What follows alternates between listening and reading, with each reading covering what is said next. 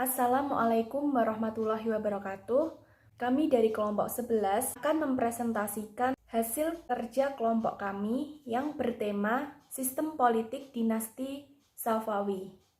Berikut anggota dari kelompok kami. Yang pertama Rahma Miftahul Riza, yang kedua Rahma Eka Fadila, yang ketiga Rahmat Yusuf Wibowo, yang keempat Regita Rahmadani, yang kelima Rashida Dewi Purnamasari, yang keenam Rahmat Imam Bahrudin, dan yang ketujuh Yogi Agus Rianto. Berikut penjelasan dari kelompok kami. Saya akan menjelaskan sedikit materi mengenai lahirnya Kerajaan Safawi. Kerajaan Safawi berdiri sejak tahun 1503 sampai 1722 Masehi. Kerajaan Safawi berdiri pada saat Kerajaan Utsmani di Turki sudah mencapai puncak kejayaannya. Kerajaan Safawi ini berasal dari sebuah gerakan tarekat yang berdiri di Ardabil, yakni sebuah kota yang terletak di Azerbaijan, tepatnya di wilayah Rusia yang diberi nama Tarekat Safawiyah. Nama Safawiyah sendiri diambil dari sebuah nama pendirinya, yaitu Syekh Ishaq Shafiuddin atau lebih dikenal sebagai Safi al-Din. Dan nama Safawi itu sendiri terus dipertahankan sampai tarekat ini menjadi sebuah gerakan politik. Bahkan nama itu terus dilestarikan setelah gerakan ini berhasil mendirikan kejayaan. Kerajaan Safawi di Persia berbatasan sebelah barat dengan Kerajaan Turki Utsmani dan sebelah timur dengan Kerajaan Mughal di India. Kerajaan Safawi mengalami kemajuan yang sangat pesat, namun dalam perkembangannya sering bentrok dengan Kerajaan Turki Utsmani. Dalam rentang waktu yang tidak lama, murid-murid tarekat ini berubah menjadi tentara-tentara yang teratur, fanatik dalam kepercayaan mazhab Syiah dan menentang setiap orang yang tidak bermadzhab Syiah. Gerakan Safawiyah selanjutnya bertambah luas dan berkembang sehingga yang pada mulanya hanya gerakan keagamaan saja berkembang dan bertambah menjadi gerakan politik. Hal ini ditandai dengan kuatnya keinginan mereka untuk berkuasa, karena dengan berkuasa mereka dapat menjalankan ajaran agama yang telah mereka yakini, yakni ajaran Syiah. Kecenderungan memasuki dunia politik mendapatkan wujud konkretnya pada masa kepemimpinan Junaid pada tahun 1447 sampai 1460 Masehi. Di dinasti ini memperluas gerakannya dengan menambah kegiatan politik pada kegiatan keagamaan. Perluasan kegiatan ini menimbulkan konflik antara Junaid dengan penguasa Karakyanlu atau Domba Hitam. Akan tetapi dalam konflik itu Junaid kalah dan diasingkan ke suatu tempat, yakni di tempat Diyarbakir atau domba yang biasanya disebut domba putih. Ia tinggal di istana Uzun Hasan yang ketika itu menguasai sebagian besar Persia. Selama dalam pengasingan, Junaid tidak tinggal diam. Ia mengumpulkan kekuatan untuk kemudian beraliansi secara politik dengan Uzun Hasan. Ia juga berhasil mempersunting saudara perempuannya Uzun Hasan. Pada tahun 1459 Masehi, Junaid mencoba merebut Ardabil tetapi gagal. Lalu selanjutnya pada tahun 1460 Masehi ia mencoba merebut Sikarsia, tetapi pasukan yang dipimpinnya dihadang oleh tentara Sirwan. Di sini saya akan memaparkan materi tentang pemerintahan dinasti Safawi.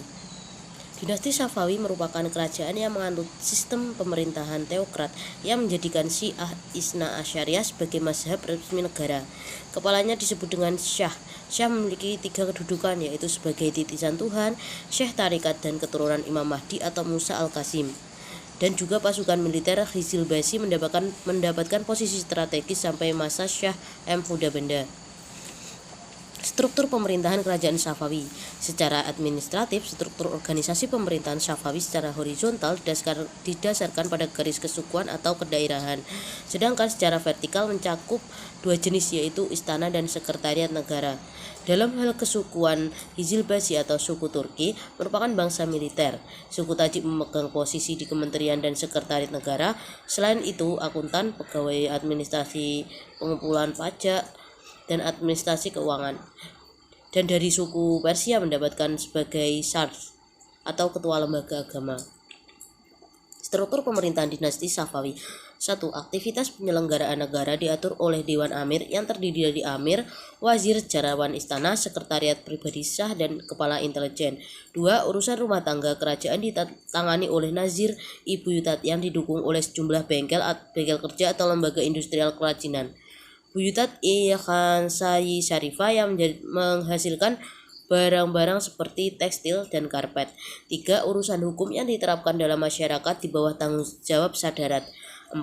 Adapun urusan hukum yang berkaitan dengan istana berada di bawah tanggung jawab Al-Hadi Al-Hudad atau Mahkamah Agung dan juga Syekh Al-Islam. Raja-raja kerajaan Safawi. 1. Ismail I periode 1501 sampai 1524. Pada saat Ismail I berkuasa selama 20 tahun, ia berhasil memperluas wilayah kekuasaannya.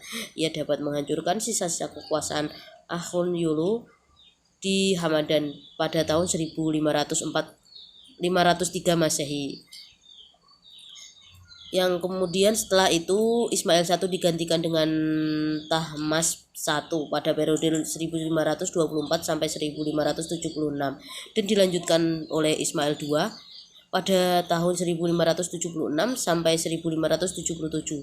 Setelah itu digantikan oleh Muhammad Hubadah pada periode 1577 sampai 1587. Pada masa kejayaan dinasti Safawi dipimpin oleh Abbas I pada periode 1587 Abbas I pada periode 1587 sampai 1629.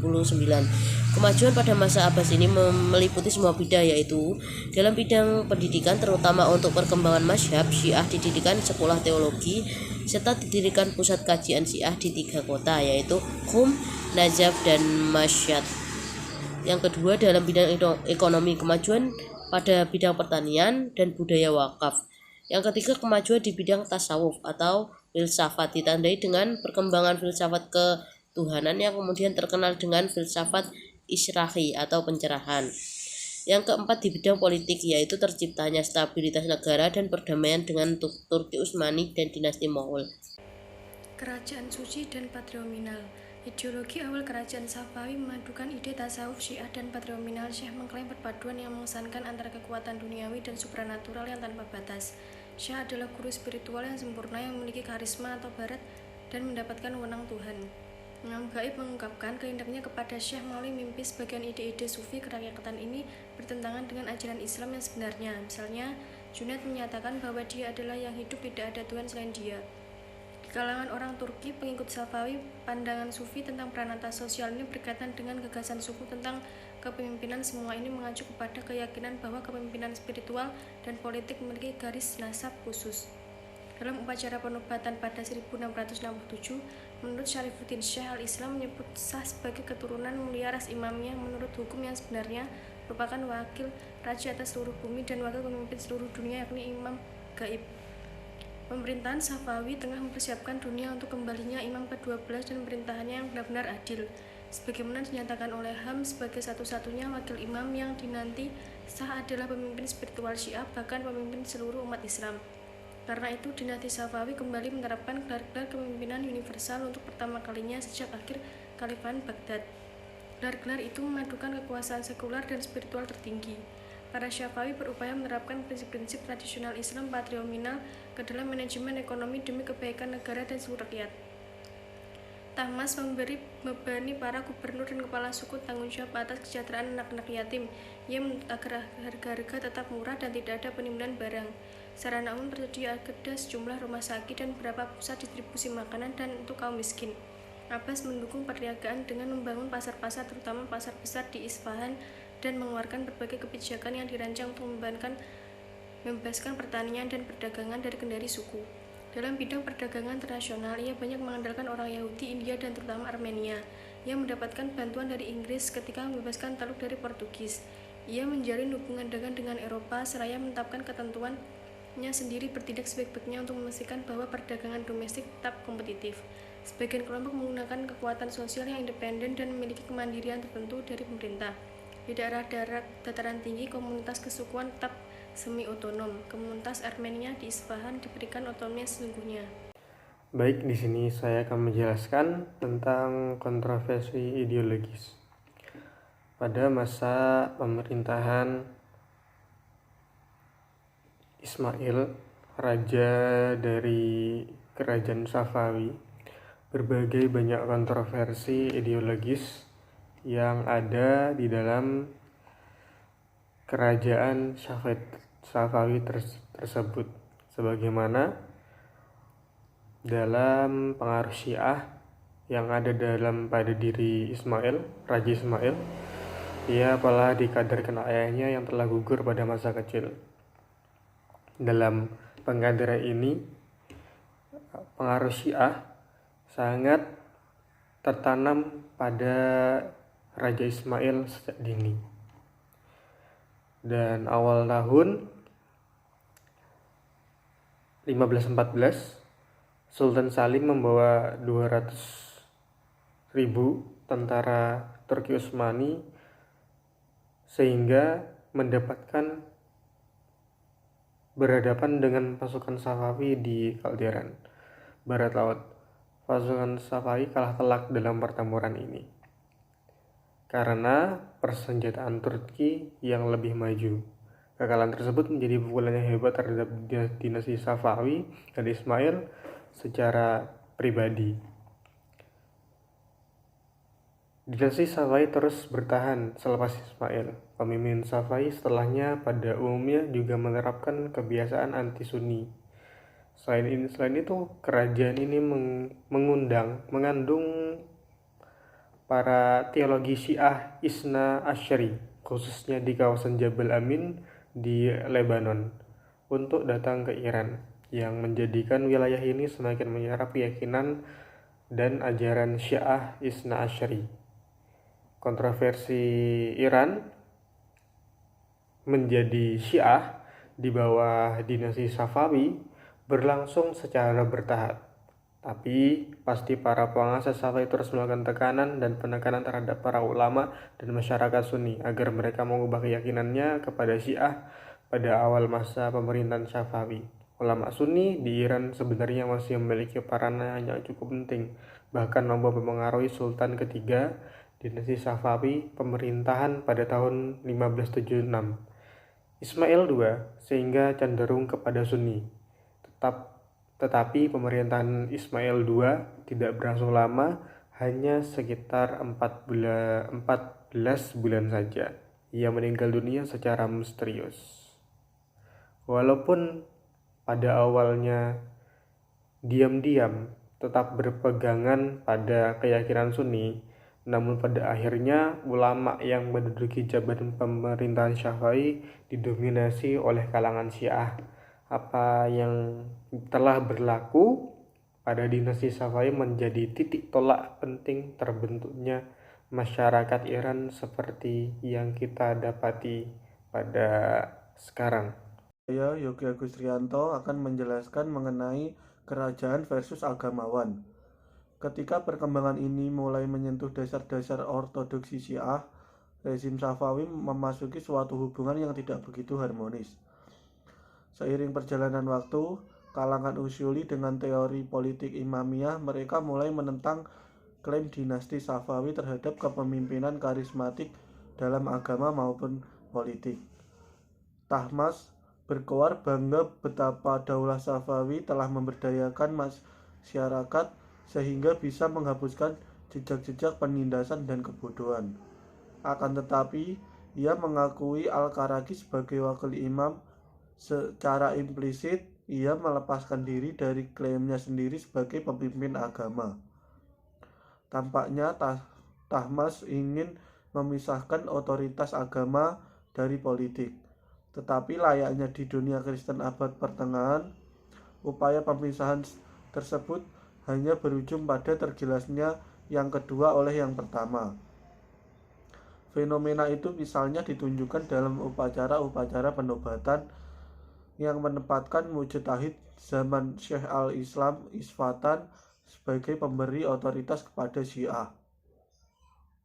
Seorang penulis Islam modern menjelaskan perselisihan yang sama di kalangan ulama dan para sayyid yang mendasarkan klaim mereka atas hubungan afiliasi dengan garis kenabian imamah. Kelompok ahli usul yang mendasarkan klaim mereka atas pengetahuan dan amal. Konflik ini merupakan konflik antara karismatik plus tradisi dengan suatu pendekatan terhadap agama dan politik yang lebih rasionalis. Selanjutnya di sini saya akan mengulas materi tentang kesukuan dan kemunduran politik pada dinasti Safawi, bahwa sepeninggal Abad I kerajaan Safawi berturut-turut diperintah oleh 6 raja, yaitu Raja Safi Mirza, Raja Abbas II, Raja Sulaiman, Raja Husain, Raja Tahmas II, dan Raja Abbas III. Nah, pada masa raja-raja inilah kondisi kerajaan Safawi tidak menunjukkan grafik naik dan berkembang, melainkan justru memperlihatkan kemunduran yang akhirnya membawa kepada kehancuran. Di antara penyebab kemunduran politik dinasti atau kerajaan Safawi adalah yang pertama, satu, adanya konflik yang berkepanjangan dengan kerajaan Utsmani. Berdirinya kerajaan Safawi yang bermazhab Syiah merupakan ancaman bagi kerajaan Utsmani, sehingga tidak pernah ada perdamaian antara dua kerajaan besar ini. Kemudian yang kedua, terjadinya dekadensi moral yang melanda sebagian pemimpin kerajaan Safawi, yang juga ikut mempercepat proses kehancuran kerajaan ini.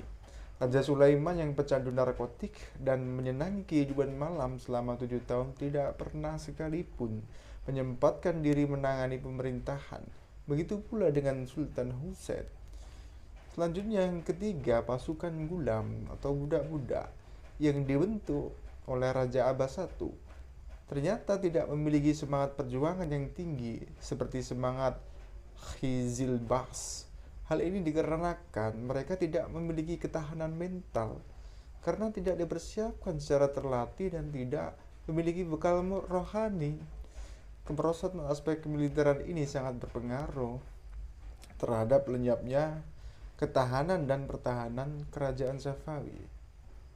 Kemudian, faktor yang keempat yaitu seringnya terjadi konflik intern dalam bentuk perebutan kekuasaan di kalangan keluarga istana. Mungkin cukup itu yang dapat saya sampaikan. Sekian, terima kasih.